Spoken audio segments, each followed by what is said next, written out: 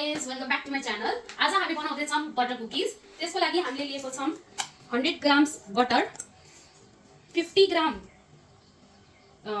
पिसेको चिनी, अनि 120 ग्राम और 1 कप मैदा, 10 ग्राम्स कस्टर्ड पाउडर। अनि यो हामीले अस्ति बुस्ट बनाएको थियौँ, त्यसको भिडियो तपाईँले हेर्नुभएको छैन भने I will link it down below. अनि यो चाहिँ त्यसकै बाँकी भएको आलमन्ड, पिस्ता अनि मखानाहरूको यो हल्का मोटो मोटो बाँकी थियो, त्यही भएर हामीले यसमा कुकिजमा युज गर्दैछौँ यसलाई। So let's get started. अब हामीले यसमा बटर अलरेडी हाम्रो छ, यसमा हामीले सुगर हाल्दैछौँ।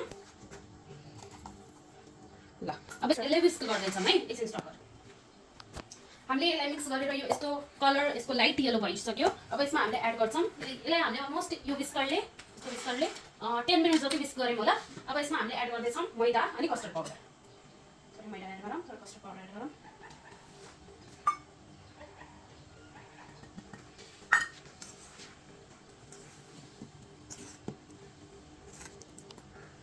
मैले यसमा यो पनि एड गरेको थिएँ, यो आलमन्ड्स पिस्ताहरू अस्ति बनाएको चाहिँ एड गरेँ मैले आधीभन्दा अलिकति धेरै। अनि यो डो बनाएँ, यो डो एकदमै नरम यस्तो भएको छ हेर्नु। अब यसलाई चाहिँ मैले आधी घन्टाको लागि यस्तो प्लास्टिकमा राखेर हाफ एन आवरको लागि फ्रिजमा राख्दैछु। अनि यहाँ मैले काजु र बदाम पनि लिन्छु, यसलाई चाहिँ कट गरेर माथिबाट राख्नलाई।